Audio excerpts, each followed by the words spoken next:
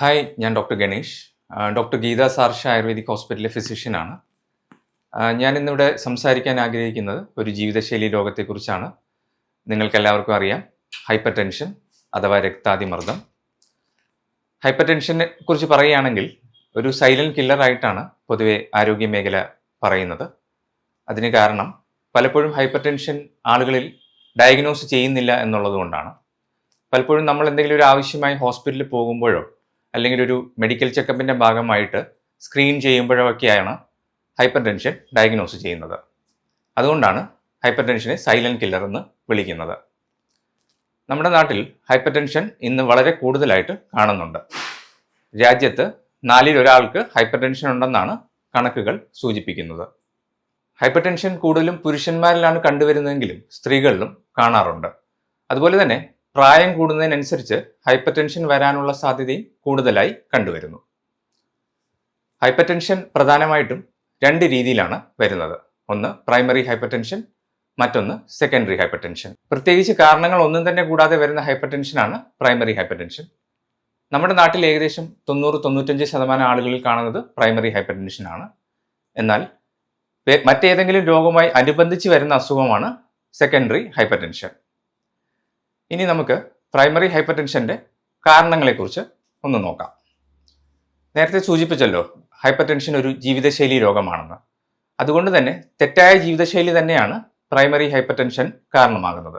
ഉദാഹരണത്തിന് സമയം തെറ്റിയുള്ള ആഹാരം, പുകവലി, മദ്യപാനം, പൊണ്ണത്തടി തുടങ്ങിയ കാരണങ്ങൾ പ്രൈമറി ഹൈപ്പർ ടെൻഷനിലേക്ക് എത്തിക്കുന്നു. ഹൈപ്പർ ടെൻഷനെ കുറിച്ച് പറയുമ്പോൾ മറ്റ് പ്രധാനപ്പെട്ട ഒരു കാര്യം നമ്മൾ നോർമൽ ബ്ലഡ് പ്രഷർ എത്രയാണെന്ന് അറിഞ്ഞിരിക്കുന്നതാണ്. സാധാരണഗതിയിൽ വേറെ അസുഖമൊന്നും ഇല്ലാത്ത ആളുകൾക്ക് ബ്ലഡ് പ്രഷർ നോക്കുമ്പോൾ 120/80 ആണ് കണ്ടുവരുന്നത്.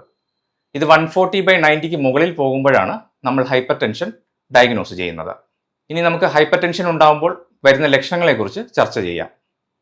ക്ഷീണം, തലവേദന, തലകറക്കം, ഉറക്കമില്ലായ്മ, കൂടുതൽ സമയം നടക്കുമ്പോൾ ശ്വാസമെടുക്കാൻ ബുദ്ധിമുട്ട്, കാഴ്ചയ്ക്ക് മങ്ങൽ വരിക തുടങ്ങിയവയാണ് പ്രൈമറി ഹൈപ്പർ ടെൻഷന്റെ ലക്ഷണങ്ങൾ.